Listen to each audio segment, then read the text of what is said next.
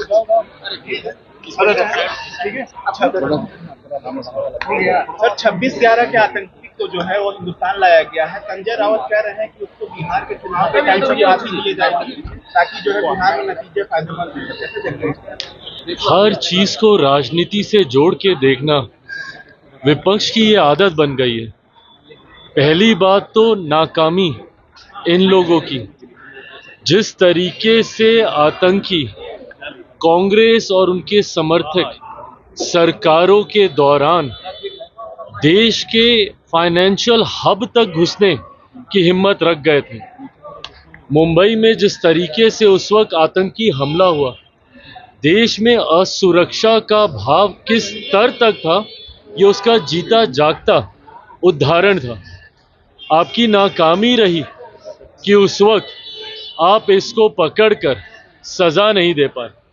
आज ये प्रधानमंत्री जी की दृढ़ इच्छा शक्ति का नतीजा है, जिस तरीके से इसको यहाँ पर लाया गया, और अब सजा जल्द से जल्द और कड़ी से कड़ी मिले, उसके लिए अब हम लोग प्रयासरत हैं। पर ऐसे में हर चीज को राजनीति से जोड़ के देखना और उसका राजनीतिकरण करना, ये विपक्ष की सोच हो सकती है। यहाँ पर उन परिवार को न्याय दिलाने की बात है जिन्होंने उस आतंकी हमले में अपनों को खोया, जो घायल हुए, जो परिवार उस दौरान प्रताड़ित हुए, उनको न्याय दिलाने की सोच के साथ हमारी सरकार काम कर रही है। जिसको इसमें राजनीति देखनी है, ये उनको मुबारक। बीजेपी के लोग कह रहे हैं नीतीश कुमार को एनडीए का कोऑर्डिनेटर बनने के लिए और साथ ही साथ उप प्रधानमंत्री बनने के लिए, ताकि बिहार का भी विकास हो और केंद्र का भी। ये तमाम बातें गठबंधन के भीतर चर्चा का विषय है। जब गठबंधन के भीतर ऐसे किसी विषय को लेकर औपचारिक चर्चा होगी तो पार्टी जरूर अपनी बातों को रखेगी। मुझे नहीं लगता कि इन विषयों पर इस तरीके से सार्वजनिक चर्चा होनी चाहिए। पलायन रोको, नौकरी दो, आज कांग्रेस जो है वो मुख्यमंत्री आवास पहुंच रहे हैं और मुख्यमंत्री नीतीश कुमार का जो आवास है, पलायन क्या सच में वाकई में बिहार में हो रहा है? पलायन किसके दौरान हुआ सबसे ज्यादा, ये तो बताएं ना। जिनके साथ, मुझे नहीं पता कांग्रेस अब गठबंधन में उनके साथ है कि नहीं, क्योंकि कांग्रेस वर्चस्व की लड़ाई राजद के साथ ही लड़ रही है। एक दूसरे के सामने ही राजद और कांग्रेस आज की तारीख में खड़ी हुई है, और जिस पलायन का ये जिक्र कर रहे हैं, ये उसी राजद के समय में हुआ था। तो ऐसे में मुख्यमंत्री के आवास के घेराव से ज्यादा जरूरी है कि वो लालू जी और उनके परिवार के आवास का घेराव करें, क्योंकि 90 का वो दशक, उस वक्त सबसे ज्यादा बिहार ने पलायन देखा। जिस तरीके से यहाँ से लोग डर कर और पीढ़ियां गुजर गईं, दूसरे राज्यों में, दूसरे प्रदेशों में रहते हुए जो लोग यहाँ से छोड़कर गए, मैं ये मानता हूं कि अब वो दिन दूर नहीं है।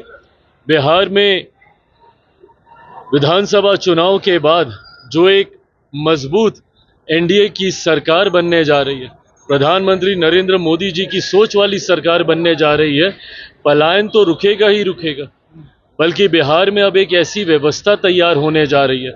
उस नींव को हम लोगों ने इतना मजबूत किया है कि आने वाले दिनों में उस पे एक ऐसी इमारत खड़ी होगी विकास की, जिससे पलायन तो रुकेगा ही रुकेगा, बल्कि रिवर्स माइग्रेशन भी शुरू होगा।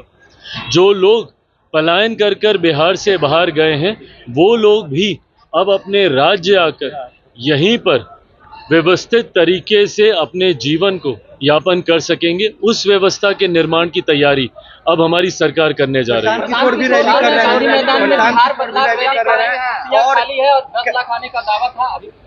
शुभकामनाएं उनको, प्रयास वो कर रहे हैं अपनी तरफ से। जैसा मैंने कहा कि उनके बारे में या विपक्ष के किसी भी और साथी के बारे में ध्यान देने से ज्यादा मेरा ध्यान अपने गठबंधन को, अपनी पार्टी को मजबूत करने की ओर है, अपनी नीतियों को जनता तक लेकर जाने की ओर है। बिहार फर्स्ट, बिहारी फर्स्ट को कैसे धरातल पर उतारा जाए, उस दिशा में हम लोग कार्य कर रहे हैं। ऐसे में दूसरा दल अपना प्रयास कर रहा है, पर इतना विश्वास के साथ मैं कहता हूं कि इस बार किसी दूसरे दल का प्रयास धरातल पे नहीं उतरेगा। इस बार एनडीए का गठबंधन एक ऐतिहासिक जीत की ओर अग्रसर हो रहा है। हर बार से ज्यादा बड़ी जीत के साथ इस बार हम लोग सरकार बनाने जा रहे हैं। 225 से ज्यादा सीटें जीतकर इस बार एनडीए सरकार बनाएगा। का बुलेटिन जारी किया है तेजस्वी यादव ने, लगातार क्राइम का बुलेटिन जारी किया है। क्राइम का बुलेटिन तेजस्वी यादव जारी कर रहे हैं, लॉ एंड ऑर्डर पे लगातार सवाल उठा रहे हैं।